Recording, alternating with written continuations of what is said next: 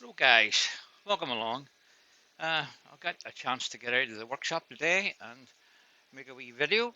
I was at my local club meeting last night and I was given this piece of yew log, about so long, and it was a fairly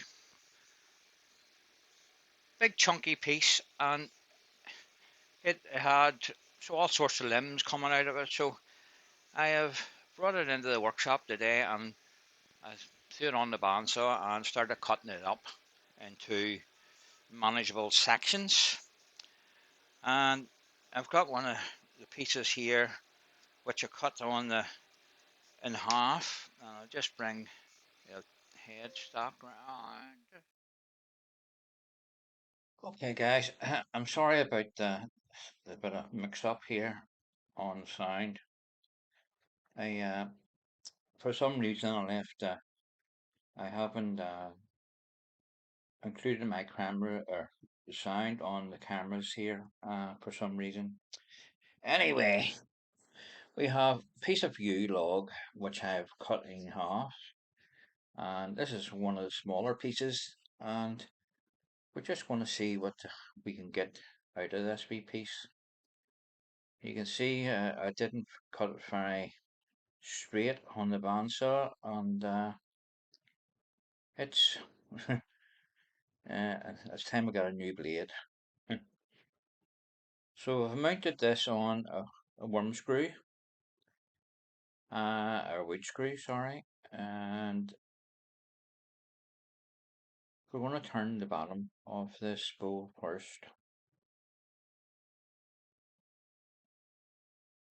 And just trying to measure to see what size of a circle I can get on this here. It's not it's not hard. It's not easy when the piece is not flat or straight.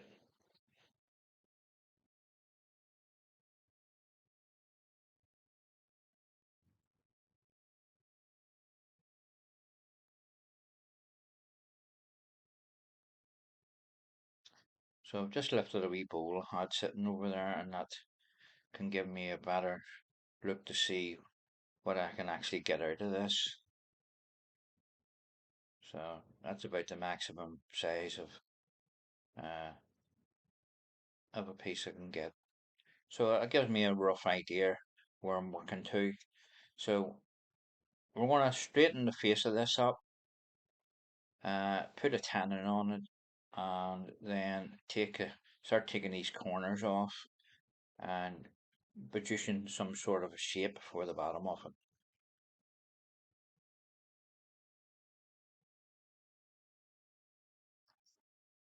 So all I'm going to do here is try and get the bottom of this flat here so that I can start marking my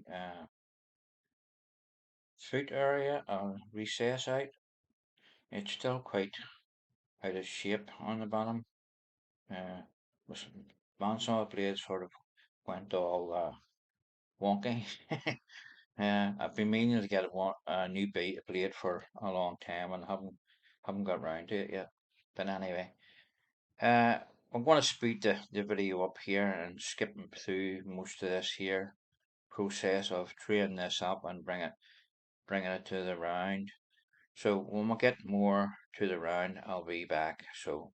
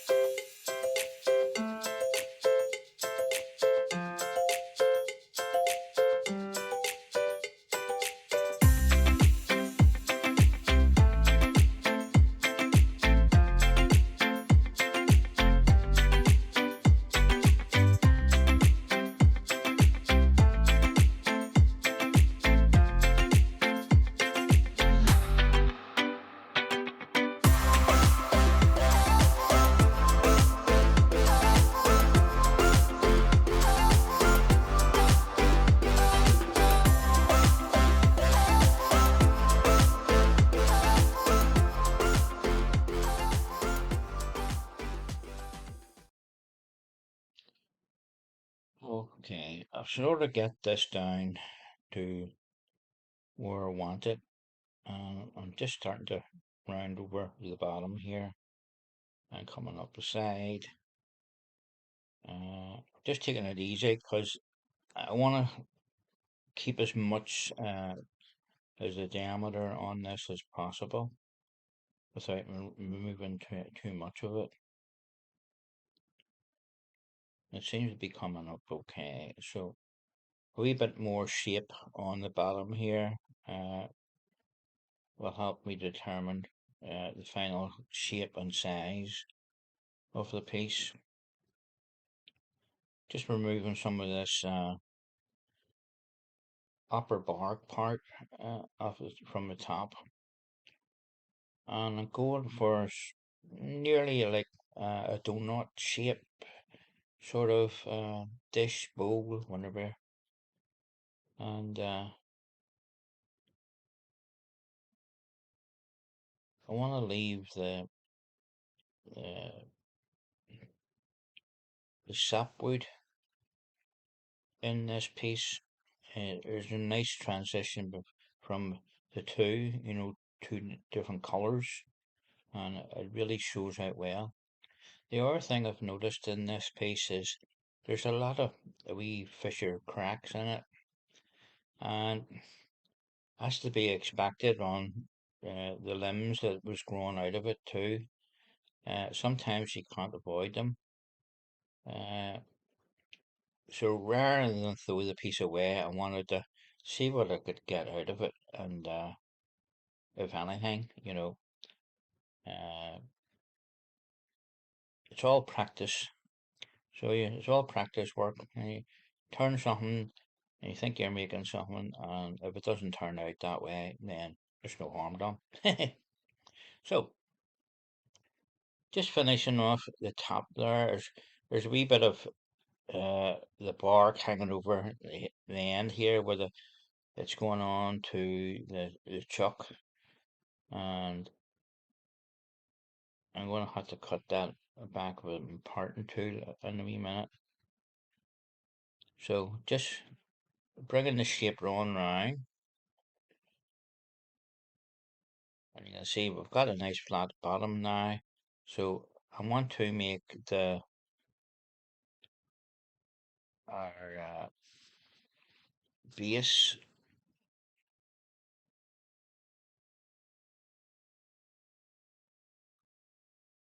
a flat base with a nice foot on it. And I think I'm going to go for a recess in this wee piece, uh, just for the simple fact that I'm going to leave it on and disguise it with a few lines in the inside of it. You'll see what I mean when I do it. Uh, it's not a massive piece, so it doesn't need an awful lot of uh, uh, room for it to sit on. So I'm just checking that it's flat, and we will start and round the corner over a wee bit just to get the feel for it to see what the final shape's going to be.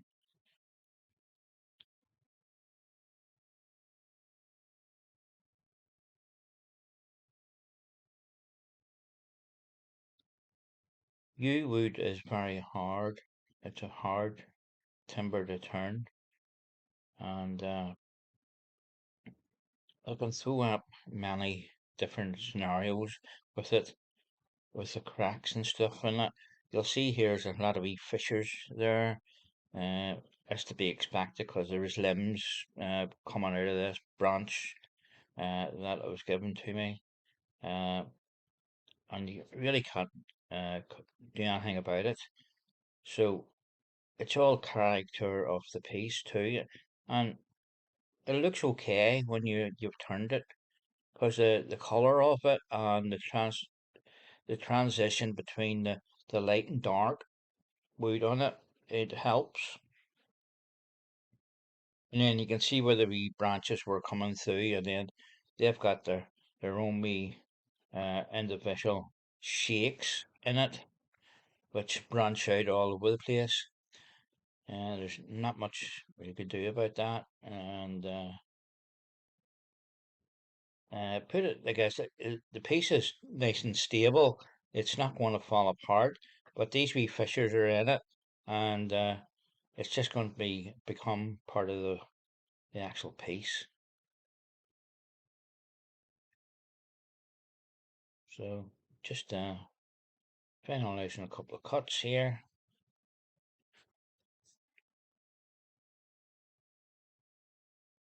I think that's the size of my foot I want for that. Uh,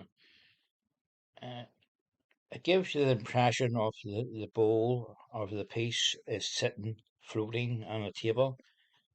If you have a plain round bowl at the bottom and you set it on the table, you think it is going through the table. So this helps create that illusion that it's floating there, creates a wee shadow line on the bottom. So I've got my parting tool here, and we're just going to mark out for the recess in it for when I turn it around and put it on the chuck. You can just see it there. We're making that. So you can see as well, there's not much of that foot left. It's just a ring round that, but it's more than enough for this piece here, the size of it.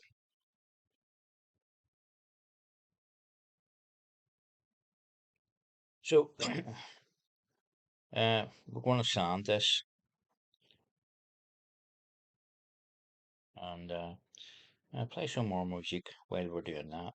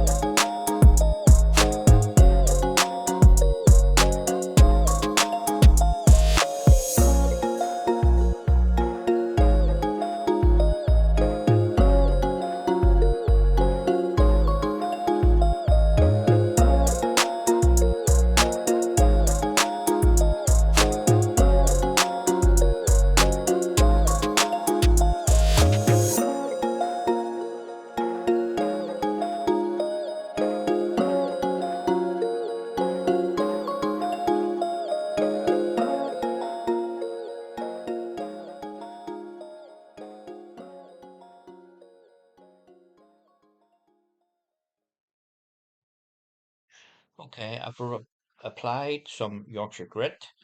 Uh, give that a wee rub in and taking the excess off. I'm now giving it a coat of wax and just buffing that up to a shine. The next part will be taking it off the chuck and turning it around so we can start taking the center out of the piece. You can use all sorts of different finishes. I like to use the microcrystalline wax because I can always finish the piece and turn it on the day. If you go for an oil uh, finish, you're going to have to let it dry and knock it back and then apply another coat and so on until you're satisfied you have applied enough coats. So that can take a couple of days before you get it uh, off the lathe finished. So I don't like to do that. I like to use the wax and I can finish it. And you can always buff this up again on the buffing wheel uh, with some Canuba wax as well. So it doesn't need to be remounted again. You can use the buffing wheel to do that. So we're fin uh, just just finishing that. So we've turned it round and we're just going gently here, taking the center out. Because as I said at the start, there is a number of wee fissures here spread throughout the piece, and I don't know what way they're going to react when they start removing the timber. Uh, I don't want to go too hard on it, and it starts to move about. When you sort of relieve the timber from the middle, it sort of relaxes the piece, and then it just wants to move out, and you can get a lot of vibrations from that because it's the wood's moving as you take away the center. So I like to take it down on wee steps. Once I get down to a certain stage, I'll create a wee set of steps, just transition points where I'm going to stop, and then I can pick up on them later on. So you want to finish the top half first. So I like to do halfway down the sides, getting your wall thickness right, because I found when you remove the center, all the center of the piece, uh, when you try to go out to the outside wall or the top, then you will find there's a chance of it vibrating because there's no mass there to hold it together and it just wants to chatter. So I like to bring it down that way and I get my wall thickness for the first halfway down. Then you can proceed and take a wee bit more timber out from the middle and work out to the side and do it that way. Uh, Not as it doesn't really matter much on a wee small piece like that, but if you're doing a bigger bowl, yeah, certainly you want to leave as much mass in the middle before you take it out to finish the outside of the bowl, the rim, and down the side wall. So I'm just looking here at the bark here and what I'm left with. Uh, I've had to take a wee bit more away from the side than I wanted to, but uh, I think it'll work out okay. It's only a wee small dish, and it doesn't really matter. I wanted to try and leave that some of the natural edge on the piece, but you can see one side of it. I had to take most of it away. That was to do with the way it was mounted. Uh, it's hard to judge pieces like this here because uh, the bark's running all over the place and it wasn't straightforward. So where I am here, there's a bit of rot there, you can see it, but it's not going right through. There's a wee dark spot on the outside where you can see it, but it adds to the colour of the piece. So it's still taking timber away from that, so it'll clean up okay. So this is what I'm saying. You want to finish the top half of the outside or the inside of your piece and take it down gently. Just picking that cut up there so it doesn't jump on me and wreck it because it has happened.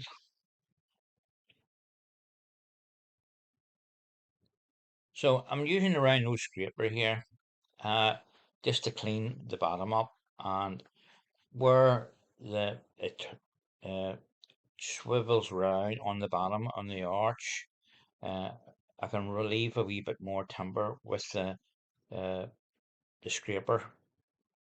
And if you're using a round nose scraper of any type and it's not negative rake, you need to raise your tool rest so that you're above center and lift the tool up a ways, and you get nice fine shavings out of this. So I'm just gently going over uh, the side of this, and then I'll bring it the transition into the bottom of the bowl, and that should be more or less finished that. So you can see here I've started sanding already. So we're near at the end of the inside of it. So we'll just go through the grits here from 80 grit right up to 400, and but looking at that it has came up okay. I'm quite happy with it. There was a couple of wee cracks initially in it.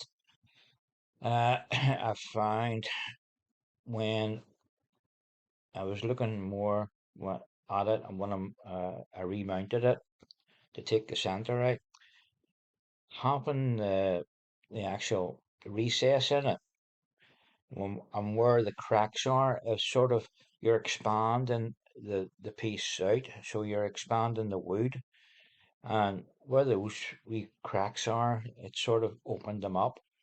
And if you run your finger over the back of the wee piece, you can feel the actual where the wood has moved slightly. So that's one of the reasons why I don't like doing recesses, because you never know what it's hiding below the surface of a piece of wood.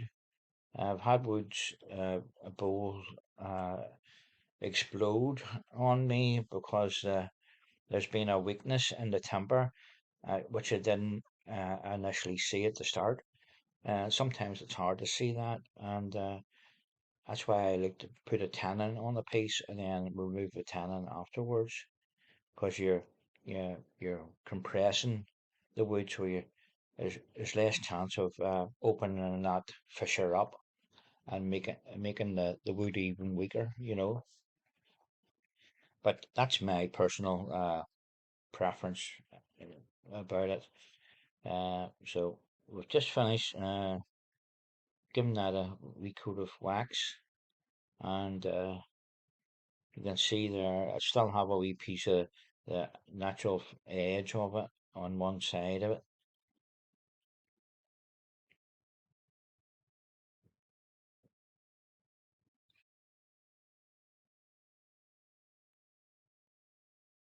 So here I'm just pointing out those wee lines on the foot there and on the side, and you can feel them uh, with your fingers. So I would like to try and sand that so that it's not too obvious. So I've got the cold jaws on the lathe, and I'm gonna attempt to make it a wee bit smoother so it doesn't catch your finger as you run your fingers over it. There's no chance of it falling apart. It's quite stable. It's just where those lines run straight across the piece at the bottom that when I've expanded the jaws into it, it's actually opened that a wee bit more than I wanted. So as I said, that's one of the reasons I don't do recesses in the bottoms of bowls. So I sanded that, and it feels a lot better.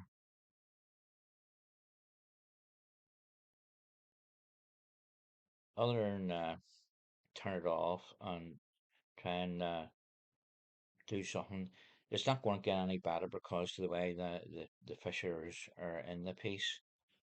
You just have to live with that, you know. Uh, this piece, I wouldn't sell this piece because it's not sellable on my terms. You know, it's in my eyes, it's just a wee bowl to put your least change in or set your keys in it at night when you come in. Uh, it's still pretty nice wee piece to look at, but it doesn't have much of a function other than just uh, decorative. You know, UUV is always a lovely color, and that and the sapwood in the two uh, give it that wee bit of uh, contrast in the two timbers.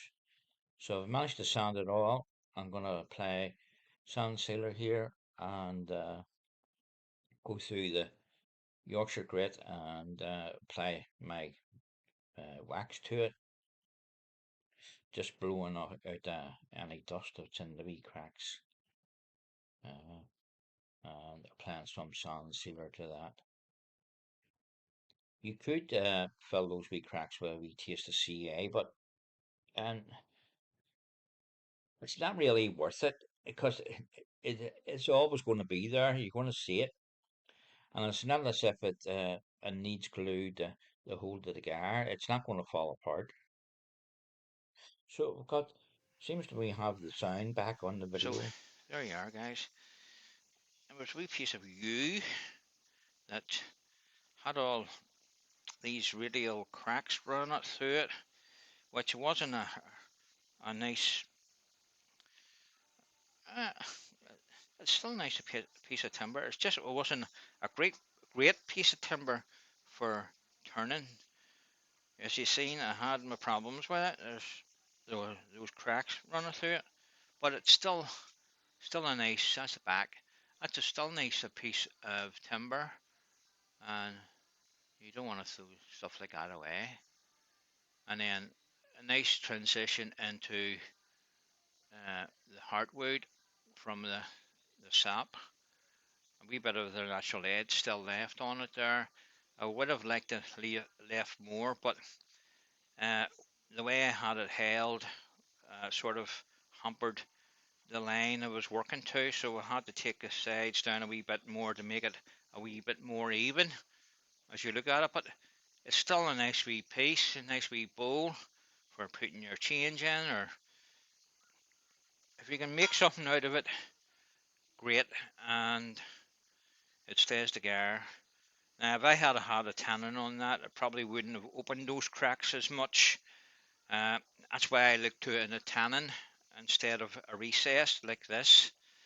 If you have any underlying cracks that you can't see, sometimes it it makes them appear, and before you know it, the bowl's flying apart because there's something there that you didn't see. But I knew they were there. But uh, it is what it is. You can't really do nothing with those wee cracks in there. Uh, you could try and put a wee taste of CA glue on it, but it wouldn't make much difference. But it's not going to fall apart. It's still a nice wee bowl, uh, wee dish, and the food on it just gives that wee bit of lift off the table, creating a wee shadow line underneath rather than just having it flat. It sits better when you look at it. Uh, there's nothing wrong with leaving your chucking point there. Uh, do a couple of wee lines on it and make it part of the design. The whole idea of removing the chucking point is it's it's more or less the punter out there is going to buy the piece. They're going to themselves, how was that held on the lathe? How did they hold that? If that's not there, they can't tell. But when it's there, you will be able to tell. And especially if you're in your club's competitions, they will be marking you against leaving that. Okay, you want to take it away. Same with a tannin, you want to take it away and create a proper foot. There's nothing wrong with even a proper foot as long as you take the chucking point away. Uh, we have a meeting on Saturday coming up, on our competition pieces. A pair of candlesticks. Making two of anything is a challenge, and the more elaborate you make them, the harder you make it for yourself. So if you ever have to make two of anything, try and avoid making all these coves and beads and fillets in them, because you you have to make it the same, especially if they're close together. It's alright if they're 6 feet apart on the fireplace. You're not going to notice them, but we turners notice everything, and the first thing you'll say, that's not the same as that, and so there you are, guys. An RV video made today. Just thought I would come out this afternoon and do a wee bit of turning. Uh, I have a few things coming up. I have a clump demo to do next Tuesday night, and uh, things. Then my live on Monday night. Uh, so I have one, two, three, four, five more bits of view. Now they're bigger than this, and there's one small piece what make a wee small round box. So I'm not throwing that out. I was going to throw it out, but I'm not. It's on the branch where it was sticking out of the piece. But I managed to get a nice big piece, and it's a crotch piece. So I'm going to be turning that at my local club next Tuesday night to make a nice bowl out of it. And as far as I can tell, there's no cracks running through it. But we'll see what happens with that. Okay, guys, I'll say cheerio. Thanks for watching the video. And if you're new to my channel, if you haven't subscribed, please consider subscribing to the channel. It'll help me get my numbers up, and it'll tell you when I'm next make a video or I'm next live. It doesn't cost you anything. It's just subscribing to the channel. So hopefully I'll see you again, and if you didn't like it, I won't see you again. Simple as that, isn't it? So I'll say cheerio, guys. All the best. Catch you later. Bye.